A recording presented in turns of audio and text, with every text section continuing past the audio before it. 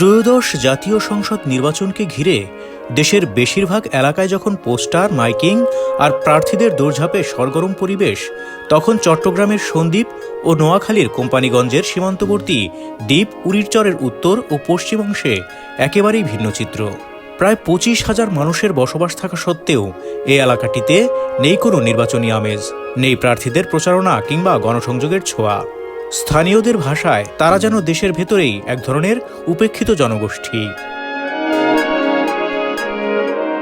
উরিরচরের এই অংশে বসবাসকারী মানুষদের বড় একটি অংশ এসেছেন ভোলা, হাতিয়া, রামগতি ও সুবর্ণচর থেকে।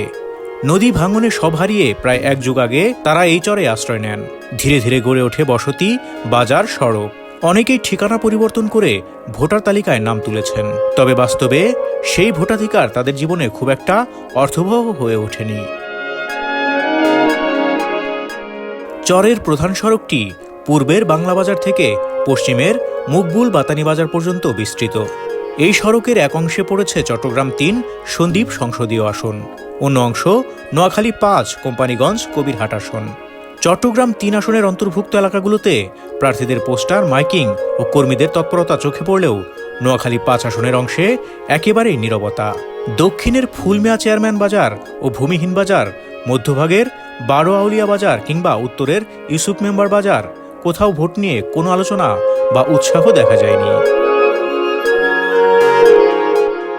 বাসিন্দারা জানান, প্রশাসনিকভাবে তারা নোয়াখালীর কোম্পানীগঞ্জ উপজেলার চর এলাহি ইউনিয়নের অন্তর্ভুক্ত হলেও ভৌগোলিকভাবে বিচ্ছিন্ন হওয়ায় ইউনিয়ন পরিষদের সেবা থেকে তারা অনেকটাই বঞ্চিত। ভোটার তালিকায় নাম তোলা বা স্থানান্তর করাটাই তাদের জন্য সবচেয়ে বড় ভোগান্তির বিষয়। বহু মানুষ আজও ভোটার হতে পারেননি। ১২ আউলিয়া বাজারের মুদি দোকানি আবুল হোসেন বলেন, নির্বাচনের আর হাতে গোনা কয়েকদিন বাকি, অথচ কোনো প্রার্থী এলাকায় আসেননি। তার কথায়, ১২ তারিখ ভোট, কিন্তু আমাদের খোঁজ নেওয়ার কেউ নেই। আমরা যেন দেশের নাগরিক হয়েও ভিনদেশী। লক্ষ্মীপুরের রামগতি থেকে আসা আবুল প্রায় ১০ বছর ধরে উরিরচরে বসবাস করছেন। ঠিকানা পরিবর্তনের মাধ্যমে তিনি ভোটার হলেও তার পরিবারের অন্য সদস্যরা এখনও পারেননি।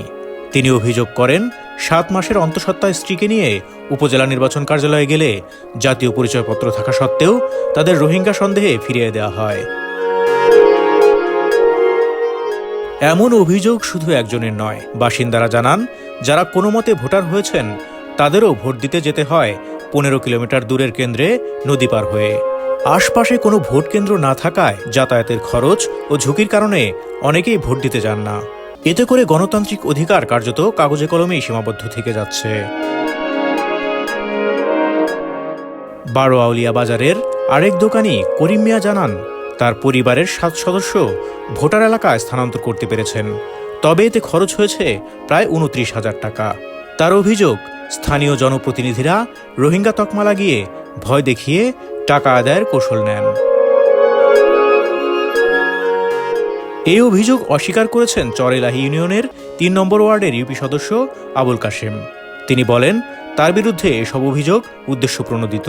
তার দাবি, তিনি প্রায় ৩,০০০ ভূমিহীন মানুষের ভোটার স্থানান্তরে সহায়তা করেছেন এবং কাউকে বাধা দেননি। তবে ভোটার এলাকা পরিবর্তনে হয়রানির বিষয়ে কোম্পানীগঞ্জ উপজেলা নির্বাচন কার্যালয়ের দায়িত্বশীল কোনো কর্মকর্তার বক্তব্য পাওয়া যায়নি।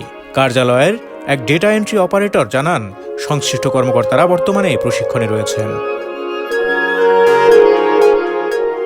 নোয়াখালী ৫ আসনে এবারের নির্বাচনে ১২ জন প্রার্থী প্রতিদ্বন্দ্বিতা করছেন, অথচ আসনটির সীমানার মধ্যে পড়া উরিরচরের এই বিচ্ছিন্ন দ্বীপে প্রচারণা না থাকার কারণ জানতে চাইলে বিএনপির প্রার্থী মোহাম্মদ ফখরুল ইসলাম বলেন, যাতায়াতের জটিলতা ও নিরাপত্তা ঝুঁকি তাদের জন্য বড় বিবেচ্য বিষয়। সময়ের স্বল্পতার কথাও উল্লেখ করেন তিনি, তবে তিনি আশ্বাস দেন, দ্রুত সময়ের মধ্যেই কর্মীদের সেখানে পাঠিয়ে প্রচারণা চালানোর নির্দেশ দেবেন। সব মিলিয়ে উরিরচরের উত্তর ও পশ্চিম অংশের মানুষের কাছে নির্বাচন মানে কোনো উৎসব নয়, বরং দীর্ঘদিনের বঞ্চনা আর অবহেলার আরেকটি স্মরণ করিয়ে দেয়া দিন। ভোটাধিকার নিশ্চিত করা, নাগরিক হিসেবে স্বীকৃতি পাওয়া, এই দুই প্রশ্নই তাদের কাছে এখন সবচেয়ে বড় রাজনৈতিক issue. Desk report, Dhaka express.